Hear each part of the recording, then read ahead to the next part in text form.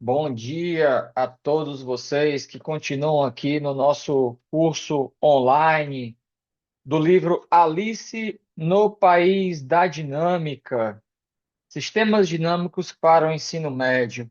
Tudo bem com vocês, pessoal? Hoje a gente vai dar continuidade ao nosso curso falando um pouco do capítulo 3, que trata de bilhares, tá? Antes disso, eu só queria relembrar a vocês que nós já tivemos dois encontros, né? No primeiro encontro, que está aqui as minhas notas, tá? A gente falou um pouco de uma visão mais geral do que é a matemática, né? De como é que a matemática, que é essa linguagem de números e letras, ela se desenvolve. Então, nós falamos de vários conceitos, dentre eles a noção de padrões, conjecturas, axiomas e provas, que é o que faz, o desenvolvimento da matemática, certo? Ao longo disso, nós falamos de várias maneiras que a gente tem para fazer provas, né?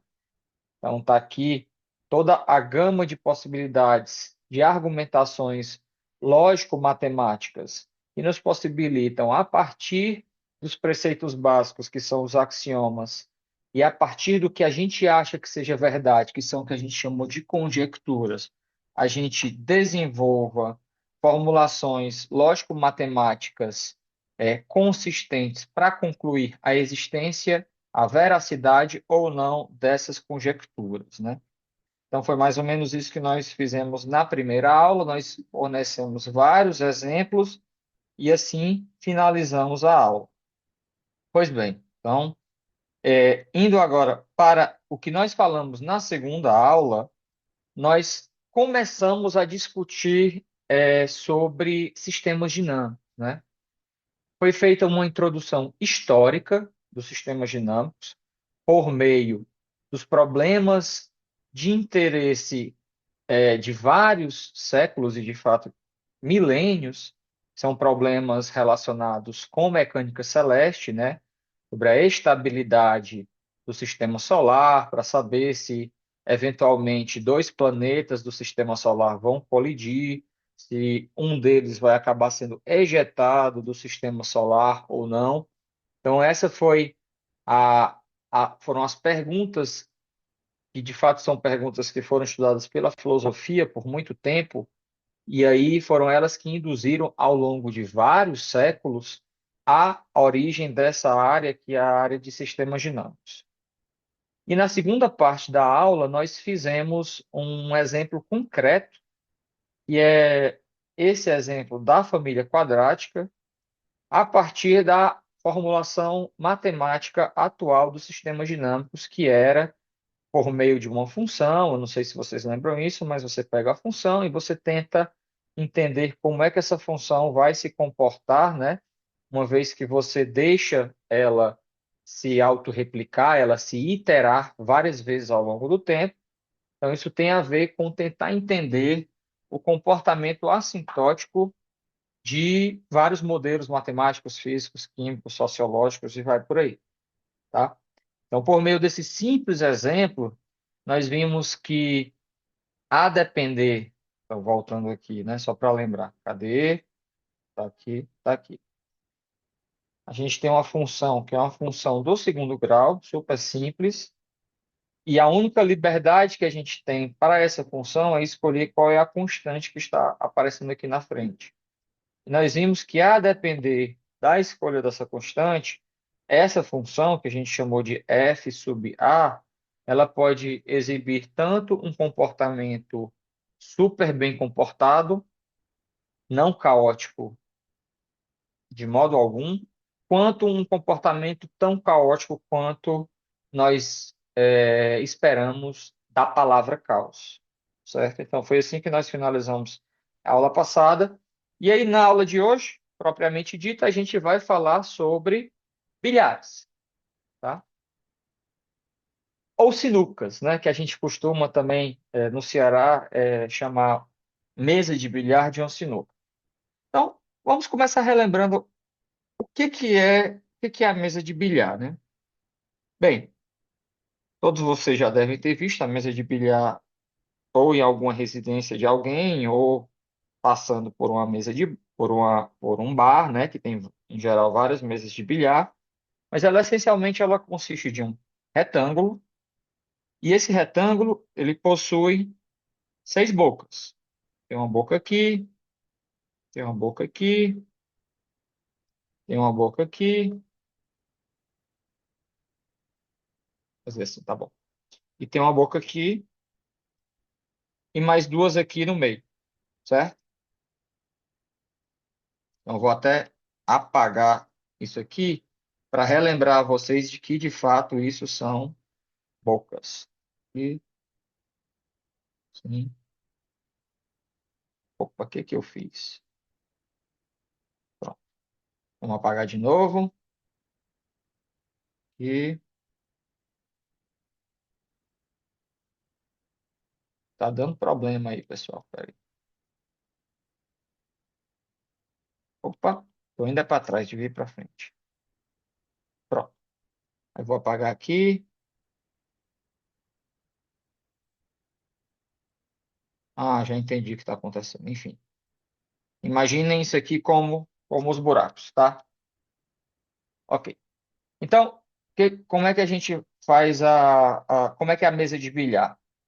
Por simplicidade, a gente sabe que a mesa de bilhar, na verdade, a gente tem aqui um monte de bola, né? Várias bolas. E aí uma pessoa, o jogador na sua jogada, ele pega um taco, ele bate na bola, acho que é a bola branca, né? E a bola branca sai em movimento e sai se chocando com outras bolas que passam a ficar em movimento e sai chocando também com a borda da mesa. E o objetivo é que essas outras bolas caiam nos buracos, correto? Beleza. Então, para a gente tentar entender do ponto de vista matemático como é que essas mesas de bilhares se comportam, vamos começar considerando apenas uma bola. E por simplicidade, essa bola a gente vai assumir que ela é um ponto, tá? Então, como é que o movimento dessa bola ocorre?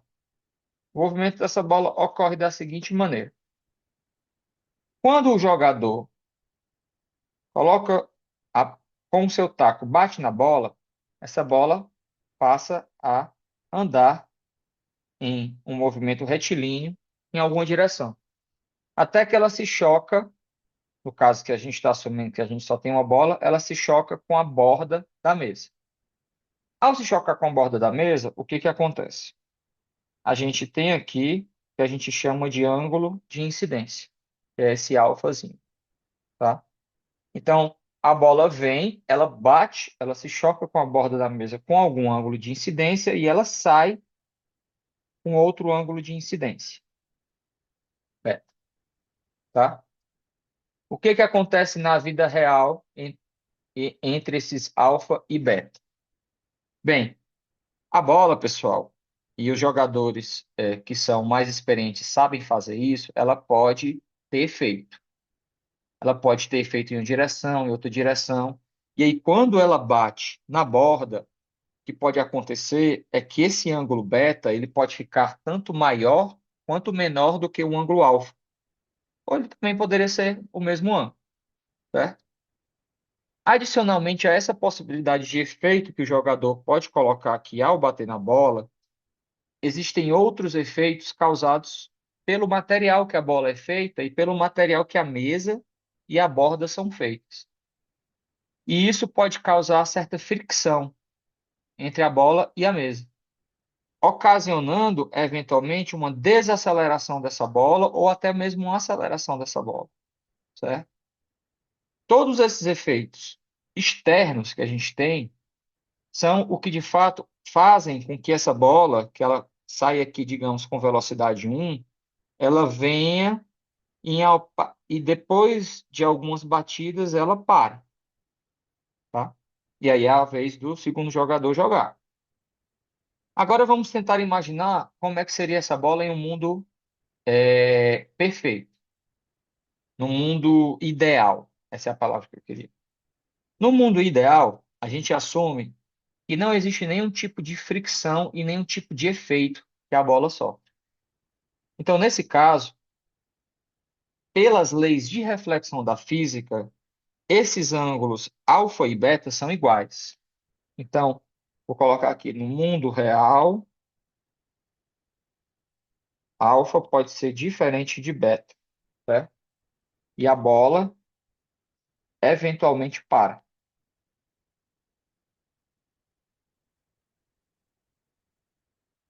No mundo ideal, em que eu não tenho atrito, eu não tenho efeito, eu não tenho nada, alfa igual a beta. E isso vem pelas leis da física, leis de conservação de energia da física, certo? E a bola nunca para. Isso já tem a ver com a bola nunca para, com o nosso objetivo de sistemas dinâmicos de entender o que que acontece com a bola ao longo do tempo, certo? Só que aí a gente relembra, opa, peraí, se nesse caso, essa bolazinha aqui, ela vem, pá, pá, e ela cai no buraco, aqui tá até meio feio, né? Vamos colocar alguma coisa mais real. Pá, pá, pá, eita, ficou feio também. Pronto, caiu no buraco, aí a bola some. Então, como a gente não quer analisar isso, a gente quer de fato analisar o que que acontece com essa bola ao longo de todo o tempo, a gente vai pegar essa mesa de bilhar e vai tirar os buracos dela, certo? Então, considere a mesa sem buracos. E relembre que o meu objetivo é, a partir dessa motivação básica de bilhares, que a gente, sinuca, que a gente costuma ver, a gente fazer um modelo matemático que a gente possa entender alguma coisa sobre ele, tá bom? Então, esse é o meu objetivo. Então, quando eu considero a mesa sem buracos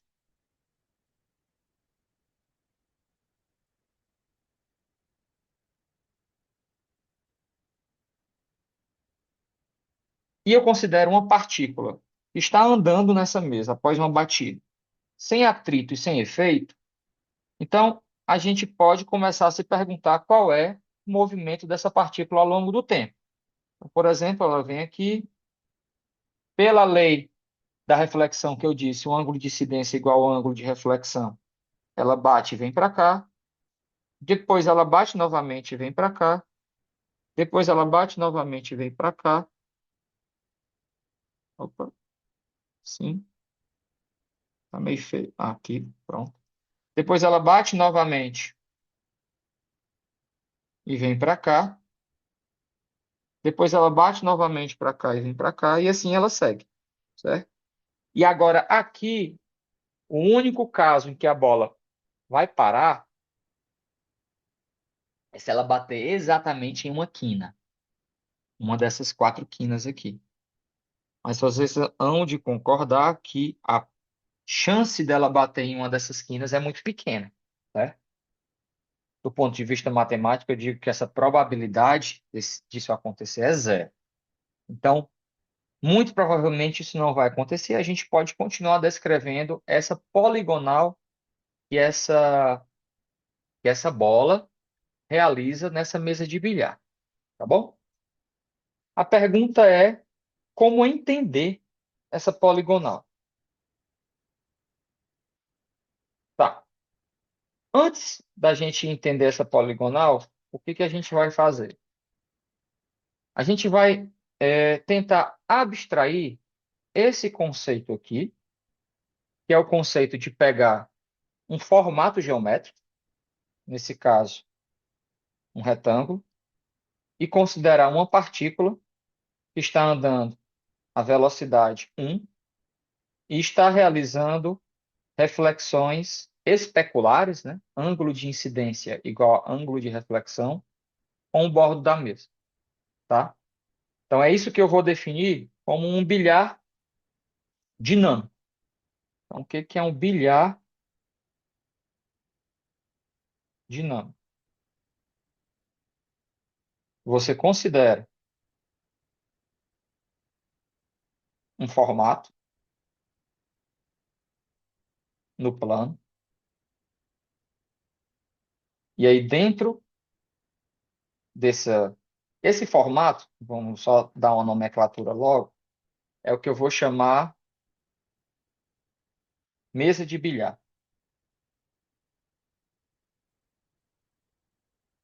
certo? E aí dentro da mesa, considere uma partícula andando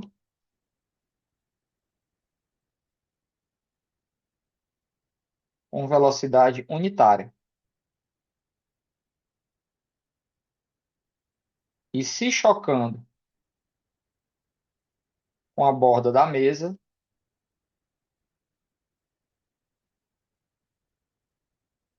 por meio de reflexões especulares.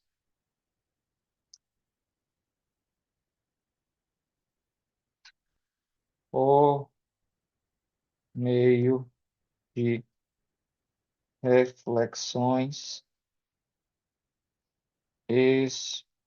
especulares, que é o tal do alfa igual a beta, ângulo de incidência igual a ângulo de reflexão, tá bom? Então, esse é o objeto matemático que a gente quer analisar do ponto de vista dessa nossa área chamada sistemas dinâmicos na aula de hoje, tá? Então, exemplos disso.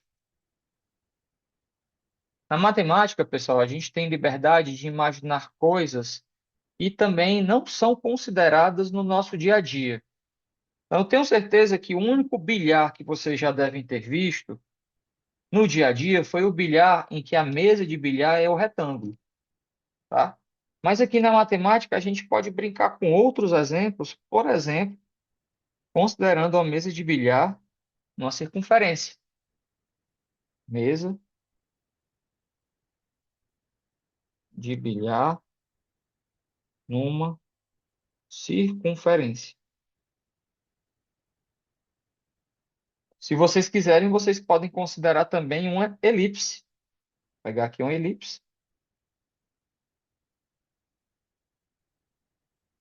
E a mesma coisa pode ser feita.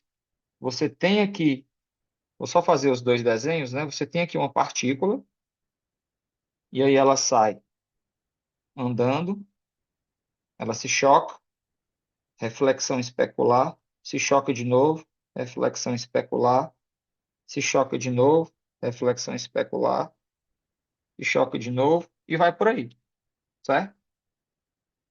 Então, aqui está aqui um exemplo de uma trajetória. Aqui na elipse, vou fazer um exemplo também. Começo aqui com a partículazinha de azul, e ela vem, se choca, reflexão especular. Opa! O que que significa reflexão especular aqui na elipse?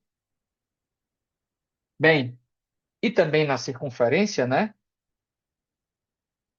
Quando eu fiz essa consideração de ângulos de incidência e ângulos de reflexão, nesse caso aqui do retângulo, o que que eu fiz? A partir do ponto onde a partícula se chocou, eu tracei uma reta que eu chamo de reta normal. Então, essa reta aqui é uma reta normal. E esse nome normal tem a ver com perpendicular, ângulo de 90 graus. Ela é a reta que faz 90 graus com o bilhar, certo? Então, quando eu faço essa reflexão especular na circunferência, eu também preciso considerar a regra do ângulo de incidência igual ao ângulo de reflexão com respeito à reta normal. Na circunferência, a gente vai ver que essas retas normais, de fato, são os raios, né? São segmentos que unem o centro ao ponto de batida. Se você pega o centro da circunferência e une para esse ponto, esse tracejado verde está fazendo um ângulo de 90 graus com a circunferência. E aí, dizer que a regra da reflexão especular está acontecendo é dizer que esse ângulo alfa aqui, que é o ângulo que a trajetória está incidindo no ponto de batida, faz com a reta normal, é igual a esse beta, que é o ângulo que a trajetória está saindo do ponto de batida, faz com a reta normal, tá? Então, para todos esses pontos de batida, a gente está tendo que esse ângulo de incidência é igual a esse ângulo de reflexão. Tanto aqui, quanto aqui, quanto agora também aqui.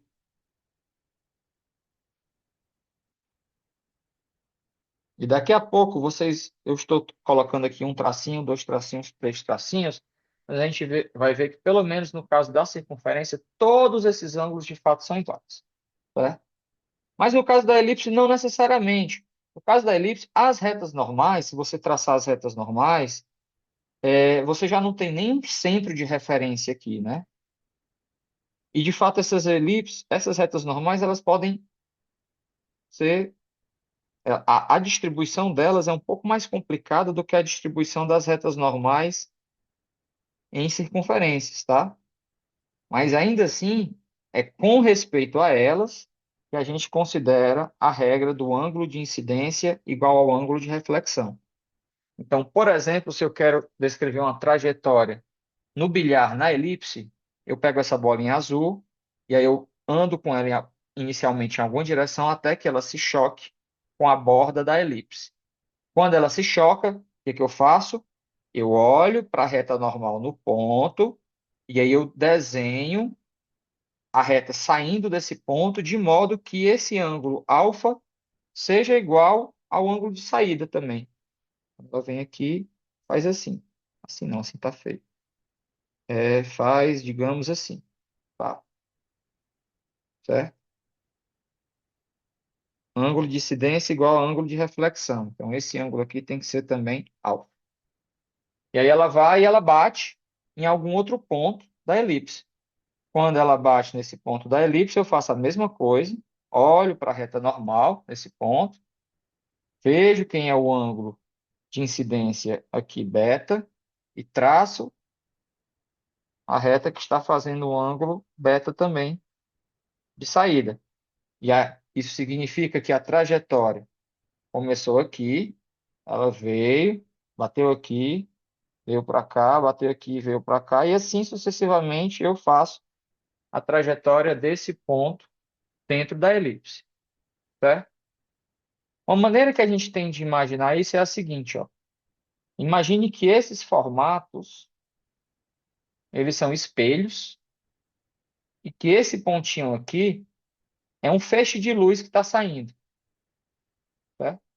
Então, esse feixe de luz vem e ele bate no espelho, ele é refletido de- por meio das leis da ótica, né? Com ângulo de incidência igual a ângulo de reflexão e continua, e assim sucessivamente. E a mesma coisa acontece se você imaginar que a elipse é uma elipse espelhada e você tem um feixe de luz aqui dentro da elipse, certo? E aí ela vai batendo. Então, esses são dois exemplos de bilhares que a gente chama de bilhares dinâmicos e cujo interesse principal é tentar entender se esses bilhares eles possuem aquela noção de caos que a gente introduziu na aula passada e, pelo menos da maneira que a gente introduziu na aula passada, ela tem a ver com esse conceito de sensibilidade às condições iniciais. O que significa, mesmo que você comece com dois feixes de luz quase iguais, quase na mesma posição e quase saindo na mesma direção, será que esses feixes permanecem próximos por toda a eternidade? Ou será que eles ficam totalmente diferentes um do outro quando a gente anda no tempo? Então, essa É a pergunta de saber se esses modelos matemáticos, né, modelos dinâmicos chamados bilhares, possuem ou não sensitividade às condições iniciais, tá? Então, os exemplos básicos, supostamente os exemplos que a gente vai ver que são os mais fáceis, são o exemplo do bilhar na circunferência e na elipse. Mas a gente também vai estudar digamos assim, o bilhar mais clássico, que é o que a gente começou discutindo hoje, que é no retângulo, tá? Retângulo. E adicionalmente, nós vamos ver exemplos que são quatro, né? Que são os que são efetivamente os caóticos. E o primeiro deles é chamado de bilhar de Sinai. O bilhar de Sinai é que se você tivesse uma mesa de bilhar, mais ou menos assim, ó, alguma coisa com uma certa concavidade, tá? Em que a partícula, quando ela está aqui dentro, quando ela olha para a borda, ela vê uma borda côncava. Para ela, a borda é sempre côncava, tá? Então, aqui você tem também uma maneira de considerar o bilhar dinâmico, a partícula sai em uma certa direção, do mesmo modo a gente considera que a reta normal, ângulo de incidência igual ao ângulo de reflexão, ela é refletida, até que ela bate em outro local. Nesse outro local, consideramos novamente a reta normal, aí ângulo de incidência igual ao ângulo de reflexão, ela vai para outro canto, e assim sucessivamente, tá? E vai por aí. Isso é o que é chamado bilhar de Sinai. A gente vai descrever ele melhor daqui a pouco. Eu também tenho um bilhar de Sinai. Aqui eu não vou ser muito preciso, serei apenas quando nós chegarmos lá, definido na tela de computador que o jogo Pac-Man funciona. Então, é como se você tivesse uma tela em que o lado esquerdo é igual ao lado direito. Então, se a partícula está aqui e anda para cá, ela vai sair desse outro lado aqui, que no Pac-Man a gente tem essas identificações, esquerda com direita e norte com sul, né? E aí essas bolinhas que eu desenhei, pessoal, são bolinhas que, na verdade, são regiões proibidas da partícula andar. Então, quando a partícula vai andando, ela vai fazendo isso, ó. Por exemplo, aqui ela segue assim. Aqui no Pac-Man de novo, ela sai daqui de cima, vem aqui para baixo, e ela vem até ela se chocar aqui com esse obstáculo. Quando ela se choca, aí a gente faz ângulo de reflexão igual ao ângulo de incidência aqui, dá um zoom, e aí a partícula continua andando com um ângulo de reflexão igual a esse ângulo. Nesse caso, ela vem assim, aí ela se choca novamente, aí o que que eu vou fazer aqui? Pegar a reta normal, e aí ela continua de modo que esse ângulo seja igual a esse. E aí ela se choca novamente, aí aqui, reta normal de novo, e ela continua seguindo as leis da ótica. E assim a partícula segue seu movimento nesse objeto aqui, que é parecido com a tela do Pac-Man, mas que tem uns obstáculos que o Pac-Man não pode andar, tá bom? Então, esse caso aqui é usualmente chamado também de bilhar de Sinai, mas também de bilhar de Lorentz. Então, todos esses bilhares a gente vai ver na aula de hoje. E, por fim, tem um outro mais interessante, tanto do ponto de vista matemático quanto do ponto de vista filosófico, porque ele é super simples, e é se você pegar uma mesa de bilhar no formato de um estádio. Como é que é um estádio? Um estádio ele tem aqui um semicírculo. Eu não vou conseguir desenhar um semicírculo, eu vou fazer só assim, assim. E aí ele tem essa parte aqui da arquibancada formado por dois segmentos e depois a gente coloca outro semicírculo aqui, certo? Então, daqui para aqui, a gente tem um semicírculo. Aqui, a gente tem outro semicírculo, o mesmo raio. E aqui a gente tem um segmento. Isso é chamado o bilhar estádio, por razões óbvias, de Bunimowitsch. E foi um matemático, na verdade, um matemático russo, e estudou esse bilhar pela primeira vez. Então, como é que é o bilhar aqui? Pega uma partícula. Me diga qual é a direção original dessa partícula, por exemplo, assim.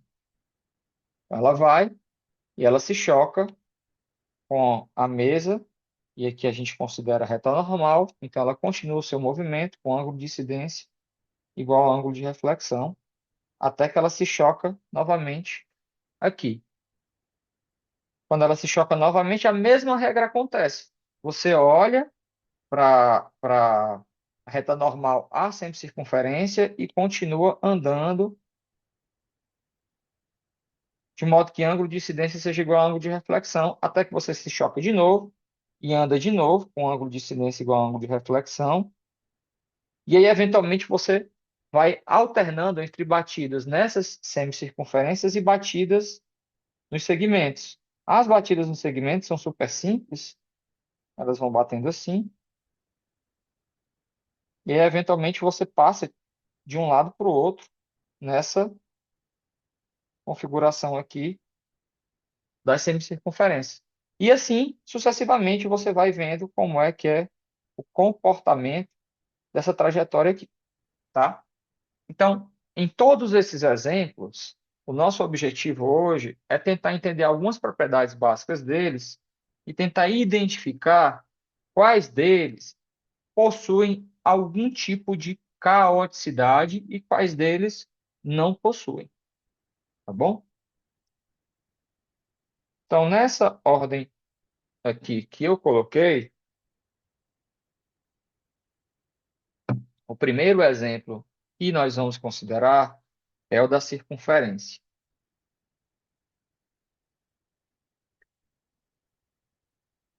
No livro, eu chamo até no círculo, tá? Então, eu vou colocar aqui círculo, para ficar com a mesma nomenclatura. Então, o primeiro exemplo, exemplo 1, bilhar no círculo. Então, eu vou desenhar o círculo aqui bem grande. Esse círculo tem, digamos, esse centro. E aí eu começo a considerar o movimento da partícula. Então, vamos já considerar a partícula saindo da borda? Mais fácil. Ela está aqui, e aí ela realiza um movimento assim, determinando essa corda aqui, tá? Então, ela começa a sair desse ponto A e o primeiro ponto de batida é o B, tá? Vamos pegar o próximo ponto de batida. Ela vem, ângulo de incidência igual a ângulo de reflexão, correto? O que que isso significa? Traça aqui a reta normal, que é a que passa pelo centro da circunferência, e considera essa corda aqui à direita, de modo que esse ângulo alfa seja igual a esse ângulo alfa. E aí ela segue. Até que ela se choca, partícula, novamente, com a circunferência, o círculo, nesse ponto C. Tá? Pessoal, o círculo, a gente pode dizer que ele é a figura geométrica mais perfeita que existe. Ele tem simetrias, infinitas simetrias, cada uma delas descrita por um diâmetro. Então, por exemplo, o círculo ele é simétrico com respeito a esse diâmetro aqui. Mas ele também é simétrico com respeito a esse diâmetro aqui. Mas ele também é simétrico com respeito a qualquer diâmetro. Porque se você pega, imagine um círculo sendo um bolo, e você corta esse bolo por uma faca, passando pelo centro do círculo, você vai cortar esse círculo em duas partes iguais, correto? E essa supersimetria, ela, no caso da nossa análise de bilhares, ela vai nos dizer que o comportamento do bilhar no círculo é muito, muito, muito simples e, de fato, bem comportado. De que modo eu vou descrever isso por meio desses pontos A, B e C? Eu vou fazer assim, ó. Pegue esses dois raios, trace esses dois raios aqui e olhe para esses dois triângulos A, B, vou chamar esse centro aqui de O, de O. Então, ABO e BCO, tá? ABO é um triângulo isósceles, porque esse é raio e isso é raio. Então, ele é um triângulo isósceles cujos ângulos da base tem que ser alfa e aqui também, então, tem que ser alfa. Mas a mesma coisa acontece com BCO. BCO também é um triângulo isósceles. Isso aqui é raio, isso aqui é raio. E pela regra da reflexão, esse ângulo da base aqui é alfa, então esse aqui também vai ser alfa. Aqui também é alfa. Então a gente tem dois triângulos, a gente pode aplicar a regra lado, ângulo, lado. Lado, ângulo, lado. Essa regra de congruência diz então que esses dois triângulos são congruentes. E, portanto, essa corda AB tem o mesmo comprimento dessa corda BC. Logo, a nossa conclusão é que o bilhar na circunferência, no círculo, batidas sucessivas com a mesa determinam cordas de mesmo comprimento. Então, essa corda aqui tem o mesmo tamanho dessa corda aqui. Portanto, se você quer entender onde é a próxima batida depois desse ponto C, basta você determinar a corda de mesmo comprimento.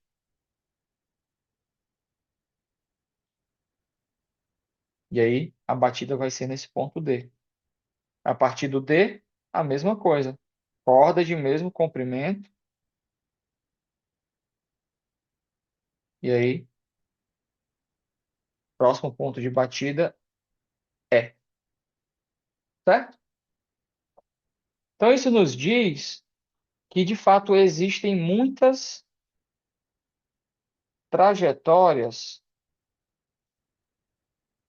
simples,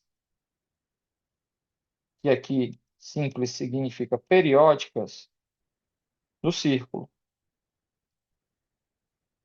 Por exemplo, vou traçar aqui o círculo, tentar traçar ele 3 vezes,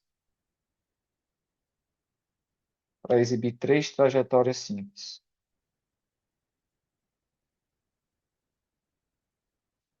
Pegue um ponto, dois pontos A e B, diametralmente opostos. E imagine que A e B sejam as primeiras duas batidas da partícula. Então, a partícula sai daqui e ela vai no ângulo que ela vai se chocar com B. Só que aí ela se choca com B, o que que ela faz? Ela vira 180 graus e volta no mesmo diâmetro e se choca com A. Ela partiu daqui, veio para B, só que pela simetria da circunferência, o que que ela faz? Continuando, ela sai de B e vem para A. E pela simetria, agora ela sai de A e vem para B. Então, na verdade, ela fica eternamente confinada a esse diâmetro aqui, ó. A, B, A, B, A, B. Então, esse é um exemplo de uma trajetória periódica nesse bilhar. Porque, como vocês notam, a trajetória começou em A e depois de uma batida voltou para o A. E fica sempre eternamente só andando sobre esse diâmetro. Tá? Eu poderia considerar uma trajetória periódica, mas um pouco mais complicada, fazendo o seguinte, ó. Escolha A e B, pontos de primeira e segunda batidas, determinando o lado do triângulo equilátero que fica aqui dentro dessa circunferência. A gente pode inscrever um triângulo equilátero aqui. E aí, se eu tomar uma partícula partindo desse ponto, né, que é o que eu chamo de A, e andando na direção desse lado, e portanto batendo em B, o que que vai acontecer com essa trajetória? Depois de bater em B, ela vai andar agora ao longo desse lado, até chegar a esse ponto C, e depois ela vai ser refletida e andar nesse lado, até chegar ao ponto A, e depois vai ser refletida e fazer o AB de novo. E como vocês notam, ela vai ficar eternamente e sucessivamente se chocando nos pontos A, B e C, que são os vértices desse triângulo equilátero inscrito na circunferência. Então, nesse primeiro caso, a gente pode dizer que essa órbita periódica, essa trajetória periódica, ela tem período 2, porque ela está batendo em dois pontos da circunferência.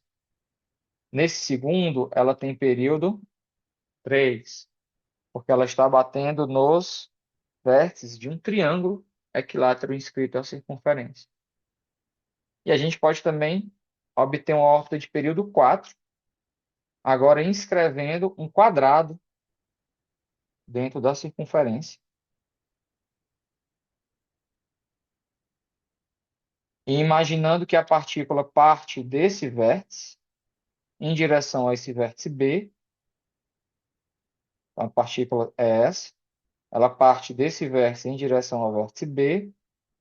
Quando ela se choca, já que eu sei, né, que a continuação dela é de modo a determinar uma corda de mesmo comprimento, ela vai andar sobre esse lado até chegar a C, depois para D, depois para A, e assim ela fica sempre confinada a isso, certo?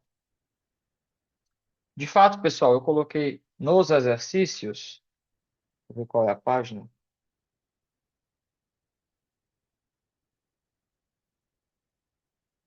na página 74, para você fazer a mesma coisa com um polígono regular com a quantidade qualquer de lados, tá? Por exemplo, imagine um polígono regular com 2025 lados, inscrito aí.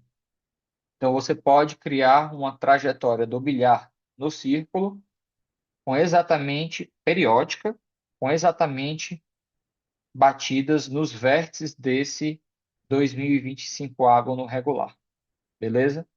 Então, esse comportamento ele pode ser generalizado para uma qualquer quantidade de batidas.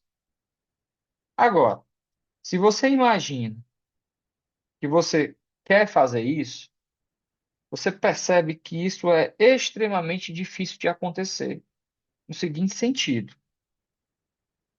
a primeira corda definida pelos dois pontos de batida original, elas têm que ou ser desse tamanho aqui, para ter duas batidas, ou desse tamanho, para ter três batidas, ou desse tamanho, para ter quatro batidas, ou de outros tamanhos, de acordo com a quantidade de batidas que eu quero.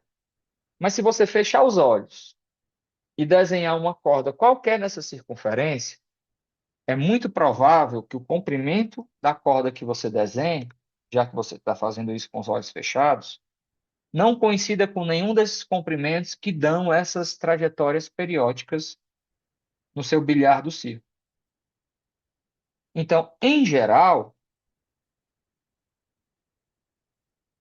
a corda das duas primeiras batidas define uma trajetória que, ao invés de ser periódica, que ela está voltando, está sempre fazendo o mesmo caminho, ela define uma trajetória aperiódica, porque o seu tamanho não coincide com nenhum desses tamanhos previamente identificados por nós. Então, uma trajetória aperiódica é simplesmente uma trajetória que nunca volta para o mesmo ponto que ela já visitou. Então, mais uma vez, pessoal, por que que vale isso? Imagine aqui que você escolhe uma corda ao acaso. Eu escolho uma corda ao acaso e é muito improvável que essa corda eu consiga voltar para o mesmo ponto utilizando esse comprimento uma quantidade finita de vezes, né? Eu venho aqui, por mais que essa corda fosse perto do lado do triângulo equilátero, ela não vai ser igual, então ela não vai fechar o triângulo equilátero, mas ela também não vai fechar nenhuma coisa aqui que eu imaginar, certo? Para cá, para cá, para cá, e assim eu continuo, certo? E assim a trajetória, ela vai ser uma trajetória que ela não vai fechar em nenhum ponto. E é por isso que a gente dá o nome dela de aperiódica. Vou fazer mais alguns exemplos aqui de como essa trajetória vai evoluir e, e, e, e aqui ela poderia passar muito perto do azul, mas ela não vai ser exatamente igual ao azul, então você vai começar a ver coisas assim, certo? Essas trajetórias, embora elas não sejam periódicas, vocês veem que elas começam a cercar uma figura, seria uma figura bem aqui assim, ó. E essa figura, pessoal, no círculo, é o que a gente chama de uma cáustica. O que é essa figura? No círculo, mais precisamente, ela vai ser uma circunferência, embora essa figura não esteja muito parecida com a circunferência, certo? Com a seguinte propriedade: ela tem a mesma origem, mesmo centro da circunferência maior, e todas as cordas que eu desenhei, elas são cordas que têm que ser tangentes a essa figura preta, essa circunferência, que no caso não estava tangente, eu vou tentar desenhar tudo tangente, a todas as cordas que eu acabei de desenhar. Então imagine o que que essa circunferência está tentando representar. Imagine que aqui, esse ponto azul, ele novamente fosse um feixe de luz. E aí, isso aqui, esse feixe de luz parte, e ele está tangenciando, né? Intersectando tangentemente essa circunferência. E aí ele bate, ele é refletido, e na sua continuação ele também tangencia novamente essa circunferência. Ele é refletido, e na sua continuação ele também tangencia essa circunferência. Então, se essa circunferência fosse algum tecido, como o feixe de luz está sempre passando por ela, ele começa a esquentar esse tecido. E esse tecido fica arbitrariamente quente. Então, a palavra cáustica, ela é uma palavra que tem origem no grego e ela está relacionada com o verbo queimar. Então, a ideia de chamar essa circunferência menor de cáustica é simplesmente para traduzir essa propriedade de que todas as cordas estão tangenciando essa circunferência menor. Então, se essa tangência ocorre em todas as cordas, então essa região do espaço ela está sendo infinitamente aquecida, como então se ela estivesse sendo queimada, tá? E essa é uma propriedade que vale para todas as trajetórias no círculo. Por exemplo, aqui a gente pode imaginar que a circunferência inscrita a esse triângulo equilátero, ela representa uma cáustica desse movimento, porque todo o movimento está sempre tangenciando essa circunferência. A mesma coisa acontece se eu pegar a circunferência inscrita, que é uma circunferência maior, ao quadrado. Então, toda a trajetória que está descrevendo esse quadrado, ela tangencia essa circunferência aqui, que é a cáustica do quadrado. Porém, isso não é apenas uma propriedade apenas para as órbitas periódicas, mas também para as aperiódicas, como eu tentei descrever aqui para vocês. Tá? Então, propriedade, toda trajetória possui cáustica. E, de fato, é muito fácil identificar quem é o raio dessa cáustica. Se você tem a sua circunferência, se você tem a sua corda inicial das duas primeiras batidas, então a cáustica tem que ser uma circunferência com a mesma origem e tangencia essa corda. Então você encontra isso fazendo o seguinte: digamos que essa cáustica tem comprimento 2L, então até o ponto médio ela tem comprimento L e do ponto médio em diante também L.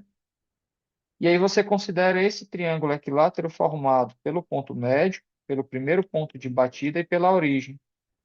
Esse triângulo, ele é um triângulo retângulo. Não sei se eu disse equilátero, mas se eu falei equilátero, eu falei errado. É retângulo, com um cateto L. O outro cateto é o raio da circunferência, e a gente poderia ter assumido desde o começo que o raio é 1. Então, portanto, esse outro lado aqui, que é o raio da circunferência menor, pelo teorema de Pitágoras, vai ser raiz de 1 menos L2. Tá? Então, isso determina unicamente essa circunferência e vai ser a cáustica desse movimento. Então, eu sei que o movimento vai ter que ser sempre tangente a essa circunferência menor aqui. Tá bom, pessoal? Então, isso é super simples. Isso está feito com todos os detalhes no livro. Tá? Sendo assim, a gente conclui que o comportamento no bilhar, do bilhar no círculo é super simples. Que a gente tem essas cáusticas que dizem que toda trajetória tem que ser sempre tangente à sua cáustica. E a partir disso eu consigo descrever toda a trajetória. Tá? Então, conclusão, as cáusticas permitem entender todas as trajetórias do bilhar no círculo. E a gente ganhou, tá? Então, exemplo um, entendemos. Agora vamos para o exemplo 2, que é o bilhar na elipse. E assim como a gente começou no círculo, a gente vai tentar entender trajetórias periódicas na elipse. Bilhar na elipse. Tá? Então a gente sabe que a elipse, ela não é um objeto simétrico, tão simétrico quanto a circunferência, o círculo, mas ela tem dois eixos de simetria, que é um vertical. Se você tiver um bolo em forma de elipse e cortar com a faca verticalmente, as duas metades são idênticas. E a mesma coisa acontece se você cortar horizontalmente. Também são idênticas. Tá?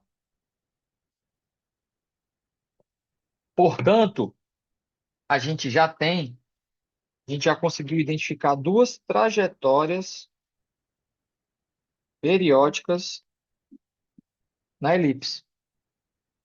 A primeira delas é a que faz as batidas sempre aqui nesses dois pontos desse eixo de simetria horizontal, e as duas outras a outra é a que faz batidas nesses outros dois pontos aqui verticais. Vou chamar as letras aqui A, B e C, D. Então eu vou desenhar aqui, só para ficar claro,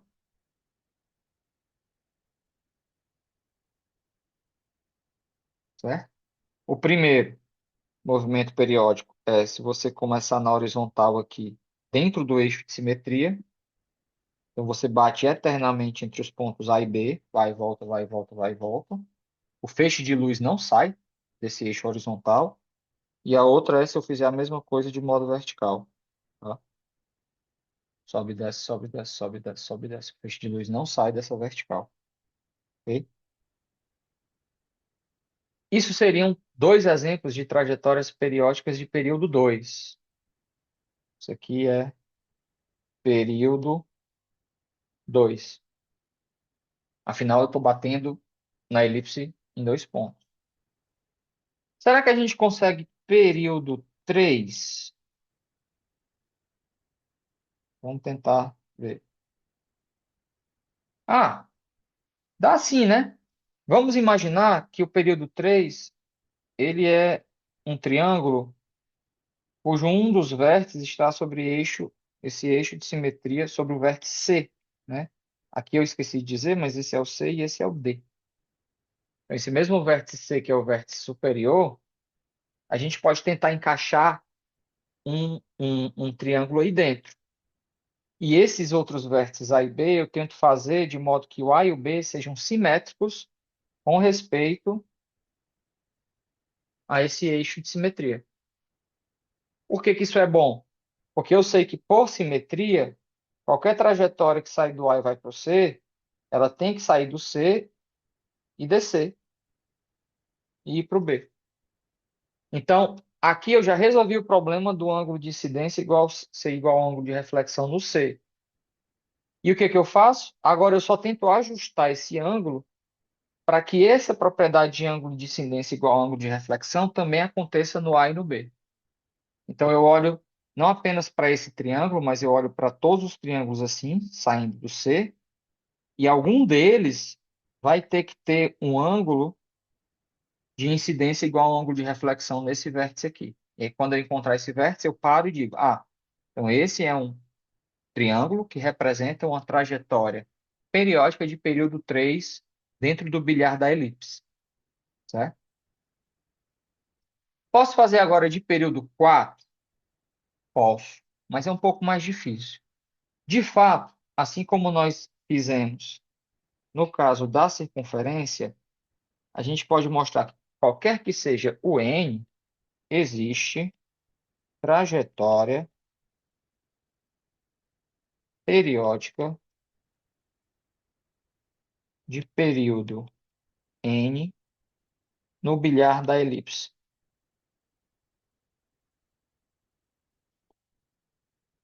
certo? Só que a prova disso é mais complicada, tá? Eu preciso utilizar alguns métodos avançados em matemática que são relacionados com uma área em sistemas dinâmicos chamados de dinâmica conservativa e também de uma área chamada teoria KAM, KAM. Essas letras KM, elas se devem a três matemáticos, Kolmogorov, Arnold e Moser. E foram três matemáticos que deram origem, na década de 50 e 60, a essa famosa teoria que hoje em dia leva o nome deles. Então, utilizando certos métodos variacionais, né, que eu não vou entrar aqui em detalhes do que eles sejam, é possível provar esse fato aqui para a elipse também. Então, vocês já veem que, por mais que a elipse seja uma figura geométrica bonitinha e tudo, ela, a sua análise do ponto de vista dinâmico, ela requer ferramentas já bem mais avançadas do que a análise que nós fizemos para o bilhar no círculo, que foi essencialmente utilizando geometria plana, certo? E é assim, pessoal, que a matemática evolui. Então, o nosso problema original, né, que era o problema dos bilhares usuais que a gente vê nos bares, a gente super simplificou ele, mas essa super simplificação, ela permite que você entenda a essência do problema. E aí a ideia é desenvolver ferramentas matemáticas que funcionem para esse modelo super simplificado e, aos poucos, ir adicionando propriedades mais difíceis ao seu modelo e, consequentemente, gerando novos resultados matemáticos que possam englobar esses contextos mais complicados, até que, partindo desse contexto super simples, a gente consiga subir degrau a degrau e chegar no exemplo mais complicado, que é o nosso exemplo de interesse, tá? Então, já a passagem do círculo para a elipse já foi um grande pulo aqui em termos de técnicas, a ponto de eu nem conseguir explicar para vocês algumas dessas técnicas, tá bom? Mas, enfim, acreditem em mim, essas órbitas periódicas, né, essas trajetórias, quando eu falar órbita aqui, vocês tentem entender isso como sinônimo da palavra trajetória. Essas órbitas, trajetória, periódicas, elas também existem tanto quanto elas existem no bilhar do círculo. Então, a minha pergunta natural é agora perguntar sobre e as aperiódicas.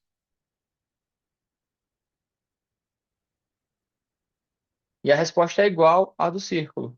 Assim como no círculo era mais fácil eu, eu escolher uma órbita periódica, aqui, se você escolher fechando os olhos e determinando os dois primeiros pontos de batida, você, com 100% de certeza, você vai escolher uma aperiódica. Ela nunca vai fechar no mesmo ponto. E elas de fato existem, como eu disse, elas não só existem, mas são quase todas, né? Nesse contexto de probabilidade, também na elipse, tá? Só que desenhar elas fica mais difícil. Pega aqui, vem para cá, ângulo de incidência igual a ângulo de reflexão, vem para cá, e ângulo de incidência igual a ângulo de reflexão, vem para cá.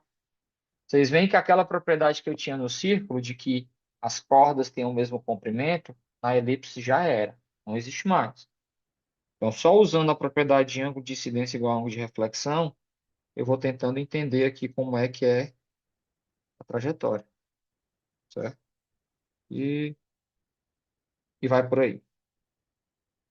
E o que a gente entendeu do círculo é que essas trajetórias aperiódicas, elas são sempre tangentes às chamadas cáusticas, não foi? Surpreendentemente, a mesma coisa acontece aqui nas elipses. As cáusticas continuam existindo. Só que agora antes elas sempre eram circunferências menores. Agora a gente tem três possíveis tipos de cáusticas. Primeiro tipo, que é parecido com esse de cima. Elas vão ser elipses. Quando? Pessoal, eu não defini para vocês, mas vocês devem lembrar que uma elipse ela é definida, ela é associada a dois pontos que são chamados focos. E se você me der dois pontos e você prender um barbante folgado nesses dois pontos, a elipse é justamente o conjunto de pontos que você obtém quando você estica o barbante em posições variadas. Então, se você imaginar esse F1 e F2 como pregos, e você colocar um barbante unindo esses dois pregos, todas as maneiras que você conseguir esticar o barbante, digamos, com a caneta, e girar, isso vai me dar a figura chamada elipse, certo? Então, associada à elipse, eu tenho esses dois pontos especiais que são chamados de foco. Pronto. Então, como é que as cáusticas aparecem aqui no caso da elipse?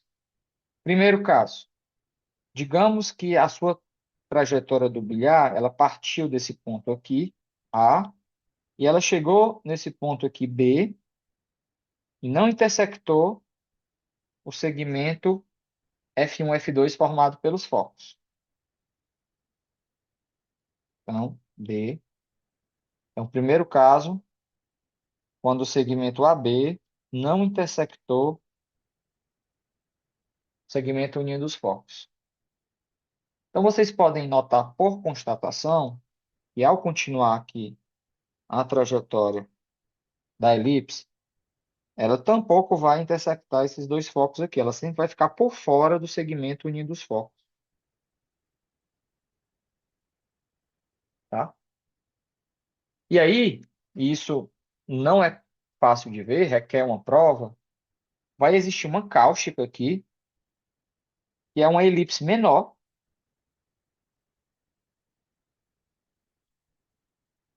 que tem os mesmos focos F1 e F2.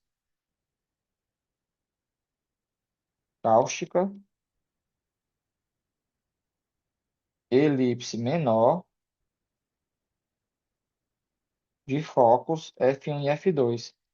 Então, a gente coloca os pregos nos mesmos cantos, mas o tamanho do barbante é menor. E aí o desenho da elipse fica uma elipse mais para dentro da elipse maior, certo?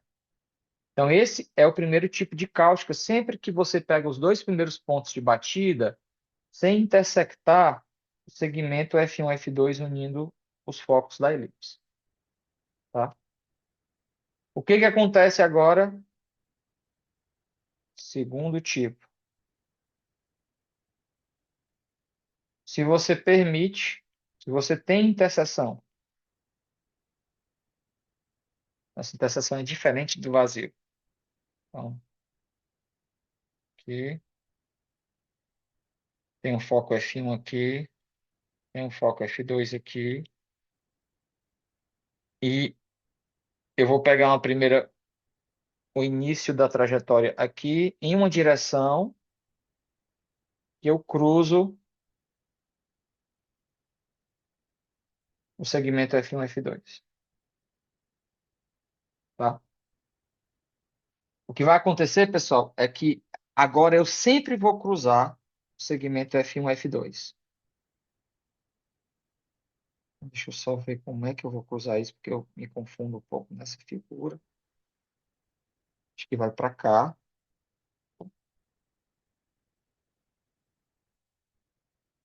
e depois vai para cá. Sim. E aí vai fazendo alguma coisa aí que eu tenho até dificuldade de desenhar, certo? Sim.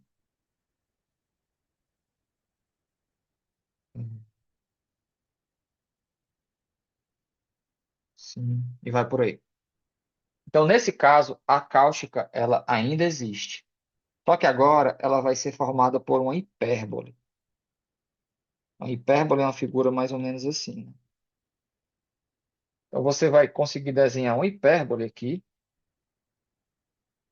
A hipérbole ela tem duas partes, né? Então, são as folhas da hipérbole. E essa hipérbole, assim como a elipse do caso anterior, ela também tem focos em F1 e F2, certo? Então, para essas trajetórias que intersectam o, o intervalo F1 e F2 desse jeito, né, por dentro, você vai ter dois pedaços, né, com essa hipérbole, em que essa trajetória vai estar sempre intersectando, sendo tangente a essa hipérbole. Tá? Tá? Tá? E vai por aí, certo? Então, esse é o segundo tipo, segunda possibilidade de cáustica. E aí faltou um tipo, que é quando esse segmento ele passa ou por F1 ou por F2.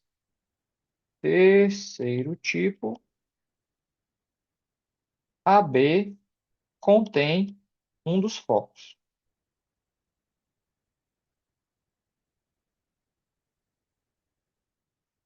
tá? O que que acontece nesse caso? Isso eu vou deixar como exercício, isso está Isso está feito no livro. Nesse caso, pessoal, isso decorre de um teorema de geometria plana chamado teorema de Poncelet. Então, vamos imaginar aqui, por exemplo, A, você cruza aqui, passa por um dos focos. O que acontece nesse caso é que a trajetória vai sempre passar pelos focos, agora alternadamente. Ela passou primeiro pelo F1, próximo ela vai passar pelo F2, depois ela vai passar pelo F1 de novo, depois ela tem que passar pelo F2, e assim ela começa, opa, ficou ruim, e assim ela começa a alternar as suas passagens sempre pelos dois focos da elipse, certo? Isso está relacionado, então, com o teorema de Poncelet, e implica que já que a trajetória está alternadamente passando por F1 e F2, a gente pode ver esse conjunto F1 e F2 como cáustica. Estou passando infinitas vezes por cada um deles, né? Metade um, metade um, certo? Então, a presença dessas cáusticas, embora elas tenham propriedades geométricas diferentes das cáusticas que a gente viu no primeiro exemplo, que eram apenas círculos, aqui a gente tem elipses ou hipérboles ou dois pontos, ainda assim elas nos permitem fazer uma compreensão bem precisa das trajetórias no bilhar da elipse, certo? Então, podemos dizer que esse segundo exemplo aqui, ó, resolvido, tá? E aí agora a gente vai para o terceiro, que é o exemplo do retângulo. Bem, eu acredito que esse seja um bom momento para a gente fazer uma pausa na aula.